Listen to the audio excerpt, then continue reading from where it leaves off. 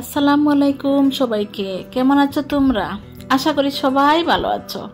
আজকে আমি নিয়ে এলাম একটু ভিন্ন স্বাদের রেসিপি।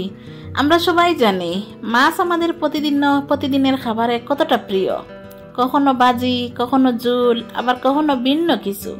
আর শসা তো আমাদের সবার ঘরেই থাকে, সাধারণত সালাদ হিসেবে খাই। কিন্তু আজ আমি শসা আর মাছ মিশিয়ে বানালাম একদম নতুন ধরনের রান্না।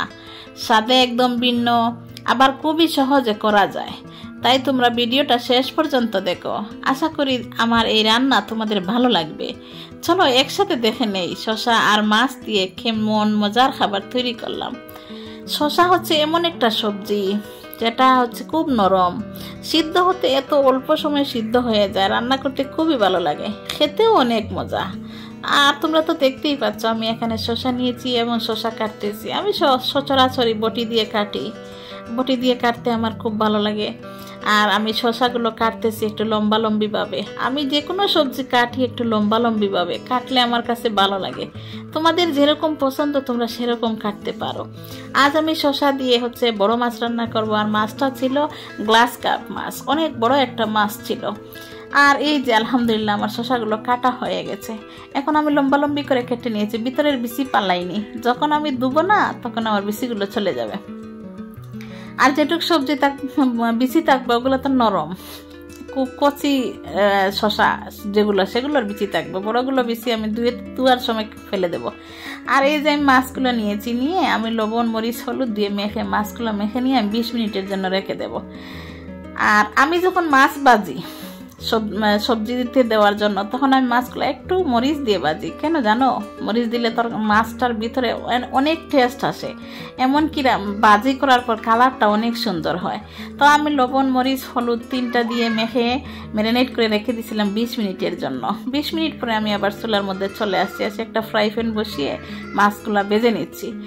আর মাছ ভাজা হয়ে গেছে, এখন আমি একটা ফ্রাই প্যান বসিয়ে আদা বাটা, রসুন বাটা ও পেঁয়াজ বাটা 3টা বাটা মশলা দিয়ে এবার আমি একটু তেল দিয়ে দিলাম।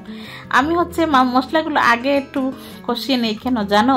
আমার মশলার মধ্যে পানি থাকে, কারণ আমার মশলাগুলো ফ্রিজে রাখা থাকে। আর ফ্রিজের মশলা বাইর করার পর একটু পানি থাকে, আর এই পানির মধ্যে যদি তেল দেই দেখা যাবে তেল ছিটে ওঠে। আর সেজন্য আমি আগে নেড়ে ছেড়ে মশলাগুলো থেকে পানিটা তুলে নেই, আর তারপর আমি তেল দেই।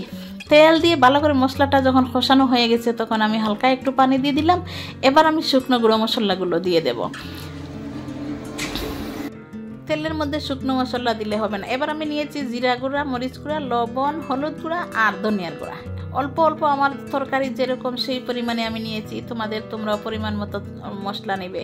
বেশি মশলা দিলে আবার খেতে টেস্ট নষ্ট হয়ে যায়, আর যদি না দেও তাহলে অত খাওয়া যাবে না। এবার দেখো আমার মশলাটা কষিয়ে উঠেছে, এবার তেল ছেড়ে দিয়েছে। এখন আমি ধুয়ে কেটে রাখা শসাগুলো দিয়ে দিলাম। দিয়ে এবার আমি ভালো করে নেড়ে ছেড়ে মশলার সাথে শসাগুলো মিশিয়ে নেবে। এবার আমি চুলার একটু আঁচ কমিয়ে দিব। কেন জানো? যদি আঁচ বেশি থাকে তাহলে দেখা যাবে তাড়াতাড়ি সবজির যে পানিটা আছে সেই পানিটা শুকিয়ে যাবে, আবার আমার নতুন করে পানি দিতে হবে।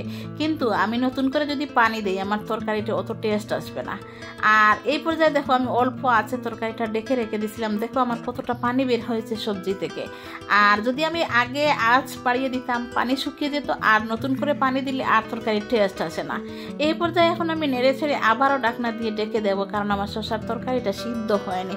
আমাকে সিদ্ধ হওয়া পর্যন্ত অপেক্ষা করতে হবে। এ পর্যায়ে আমি এসে তোমাদেরকে একটু বলি, আমার এই পর্যন্ত ভিডিও দেখে যারা যারা এসে গেছো সবাইকে অসংখ্য অসংখ্য ধন্যবাদ।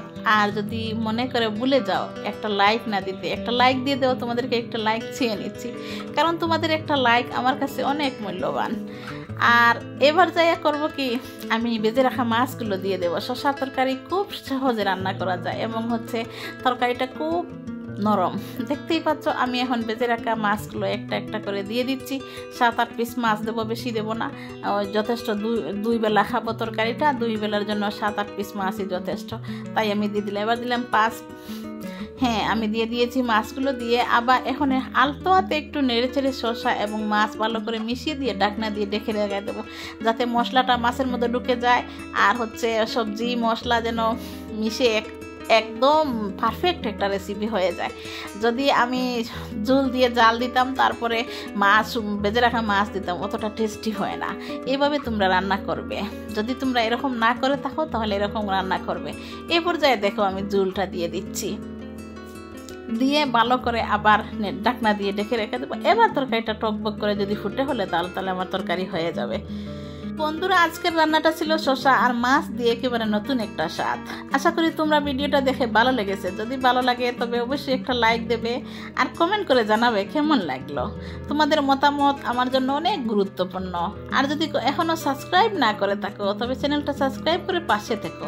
ইনশাআল্লাহ আবার দেখা হবে নতুন কোনো ভিডিওতে, নতুন কোনো রেসিপি নিয়ে। ততক্ষণ সবাই ভালো থেকো, সুস্থ থাকো। আরে এই যে দেখো আমার শসা তরকারির ফাইনাল লুক। আলহামদুলিল্লাহ। তোমরা সবাই ভালো থাকবে, সুস্থ থাকবে। আল্লাহ হাফেজ। আসসালামু আলাইকুম।